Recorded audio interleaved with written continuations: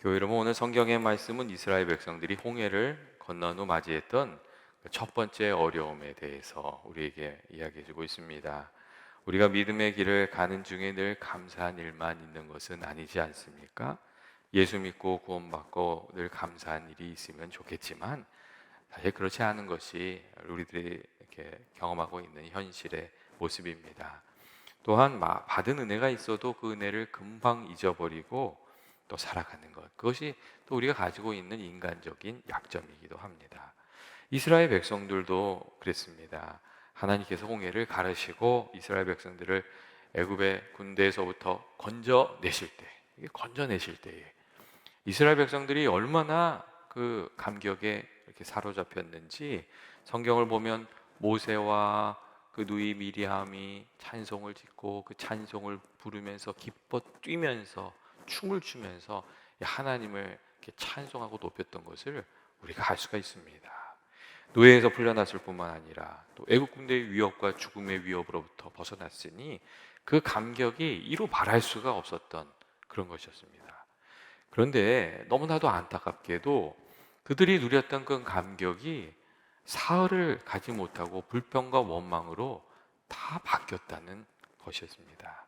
오늘 말씀을 보면 이스라엘 백성들이 홍해를 건넌 지 사흘 만에 문제가 생겼구나 하는 것을 우리가 알 수가 있어요. 22절 말씀을 보면 이렇게 돼 있죠. 그들이 나와서 수르 광야로 들어가서 거기서 사흘 길을 걸었으나 물을 얻지 못하고, 이렇게 돼 있어요. 홍해를 건넌 지 이제 며칠 지난 거예요? 사흘이 지난 거예요. 그 사흘을 지나는 동안 물을 얻지 못했다, 이렇게 된 거죠. 그러니까 홍해를 건넌 이후에 이스라엘 자손들이 맞이했던 첫 번째 어려움이 뭐였냐면 물의 문제였어요. 광야의 길을 갈 때 사실 여러 가지가 필요하죠.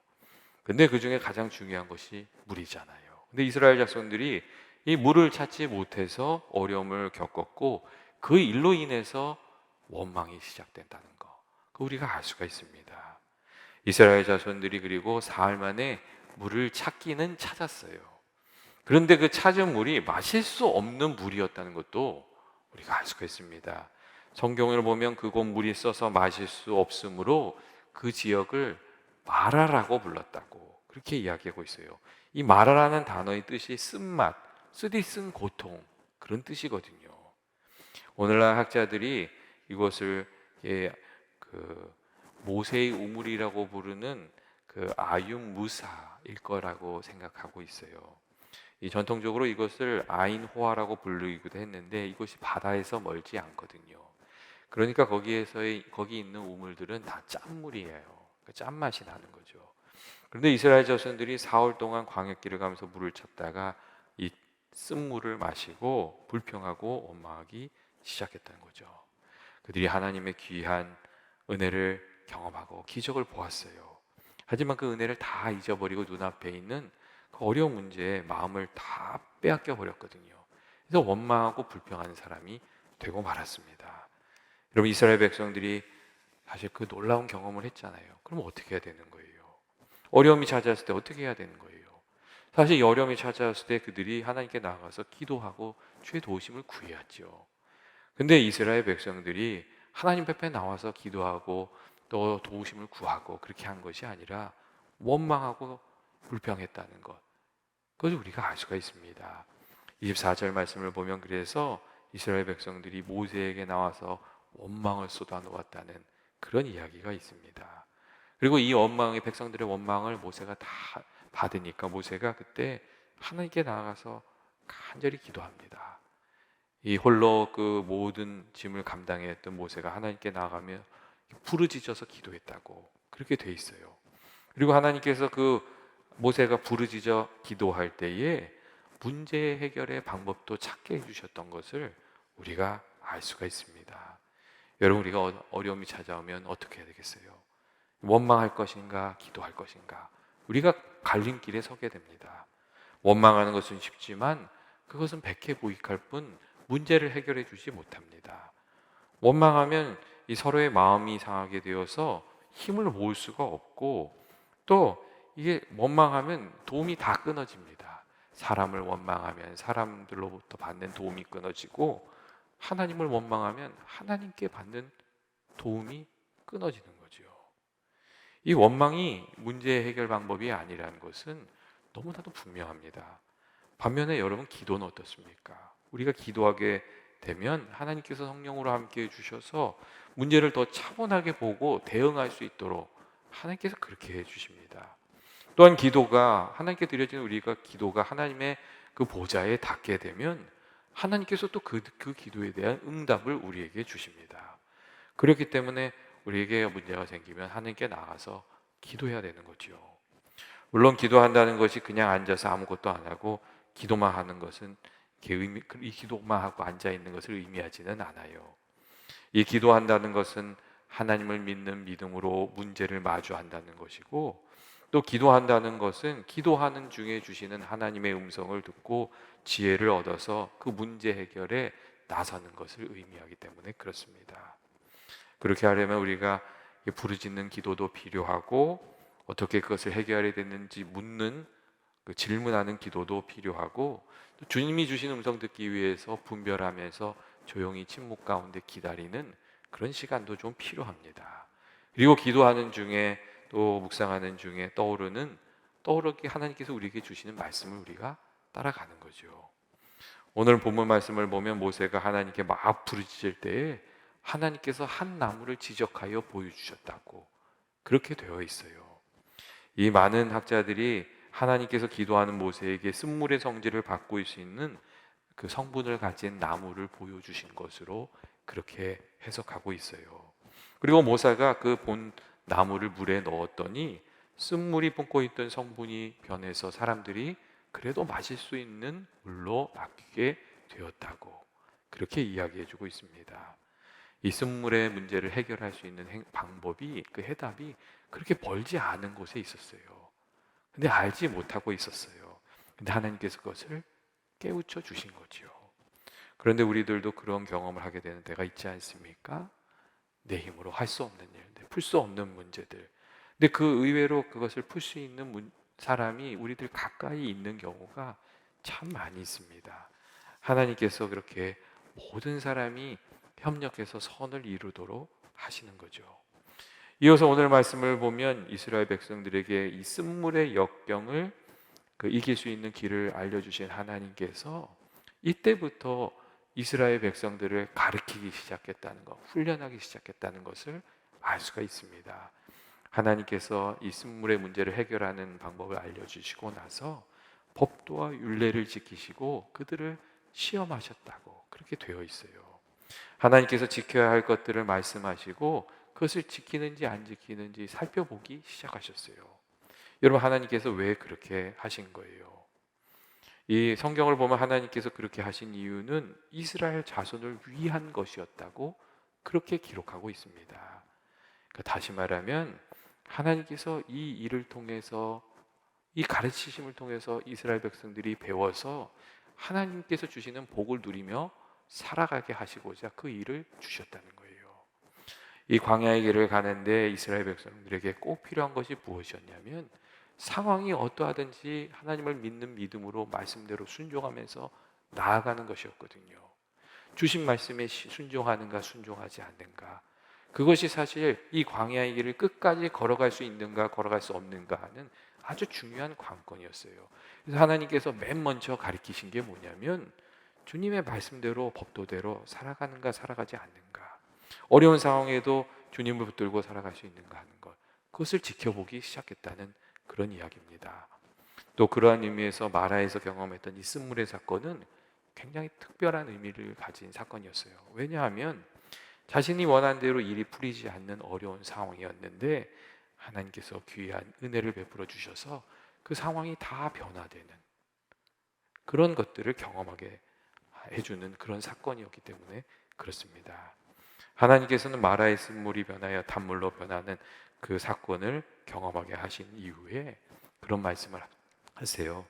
너희가 내 말을 듣고 순종하면 마라의 쓴물을 치료한 것처럼 너희를 치료하는 하나님을 만나게 될 것이다. 여기서 하나님께서 나는 치료하는 하나님이다, 그런 말씀을 해주십니다. 여러분, 우리들의 삶 속에도 시험이 있지 않습니까? 우리가 하나님의 은혜를 경험하기 전에 늘 이 시험이 있습니다.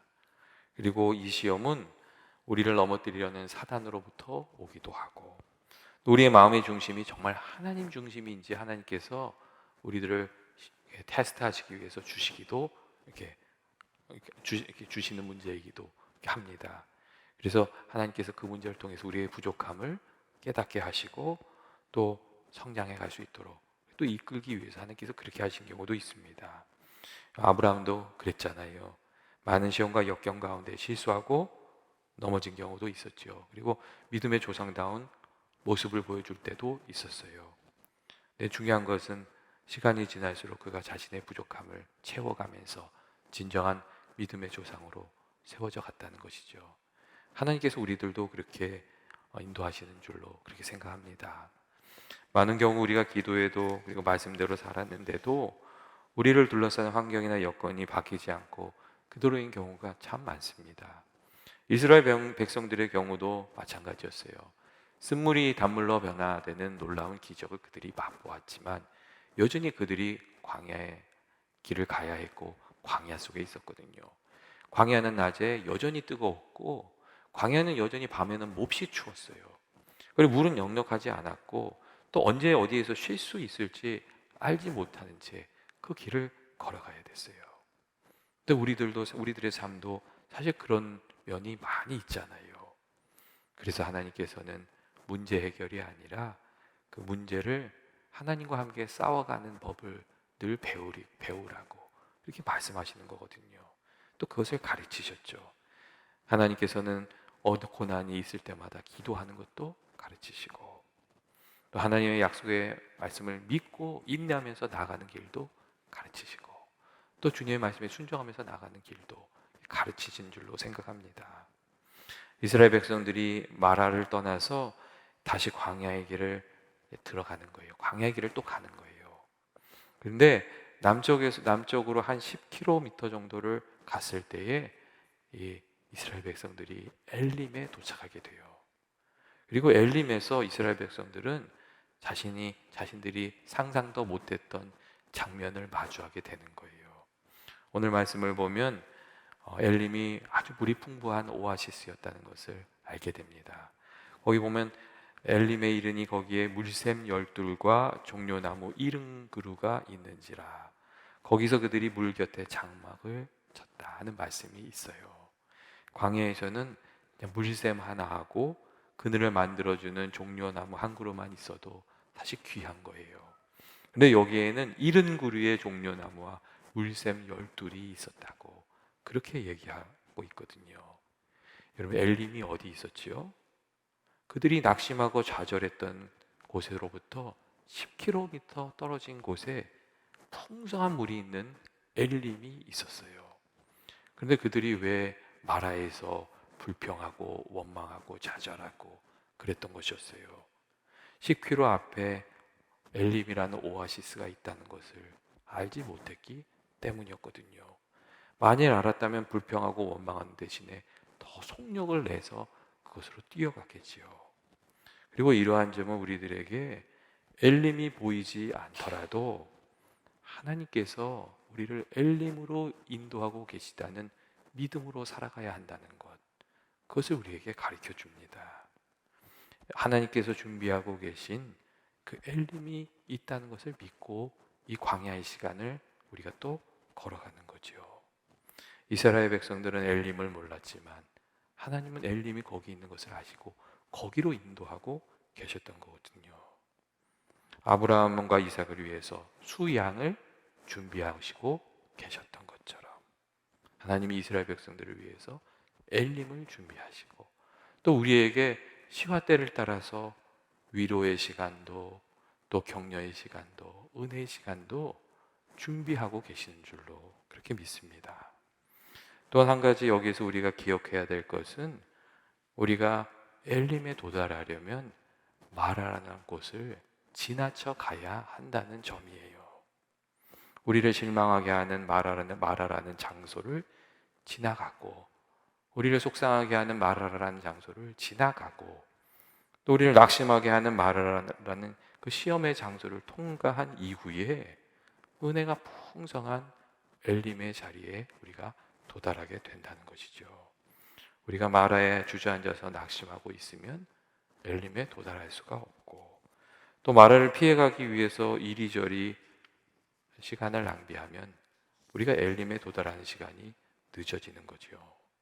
마주해야 될 진실을 피해 다니거나 감당해야 될 짐을 짊어지지 않으려고 하면 하나님이 약속하신 복을 누리는 시간이 점점 느려지는 것으로 그렇게 생각합니다.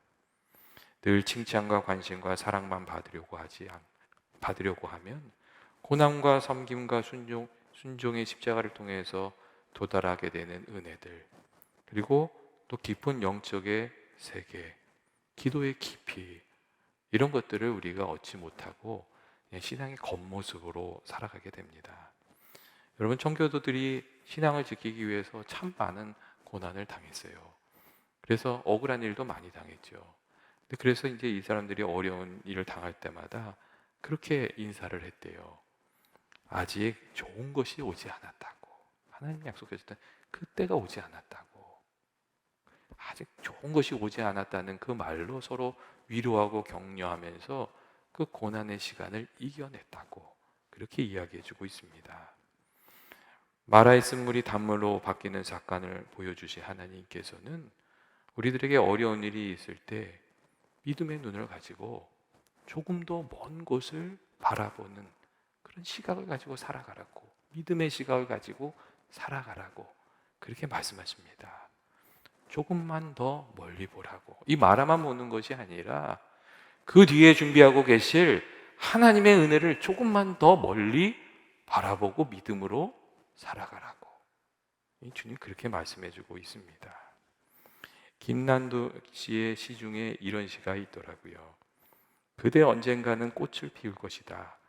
다소 늦더라도 그대의 계절이 오면 여느 꽃 못지않은 화려한 기계가 뽐내게 될 것이다. 그러므로 고개를 들라. 그리고 그대의 길을 준비하라. 당신이 꽃이 피는 아름다운 계절. 그런 시가 있습니다. 우리를 사랑하신 하나님께서 여러분, 저와 여러분에게 준비하고 계신 귀한 은혜의 시간이 있지 않습니까? 하나님께서 선한 길로 인도해 주신 줄 믿고 조금 더 앞을 바라보면서, 조금 더 멀리 바라보면서 믿음의 길, 순종의 길을 걸어가는 그 기도의 사람으로 살아가는 저와 여러분이 되시길 주의 이름으로 축원드립니다.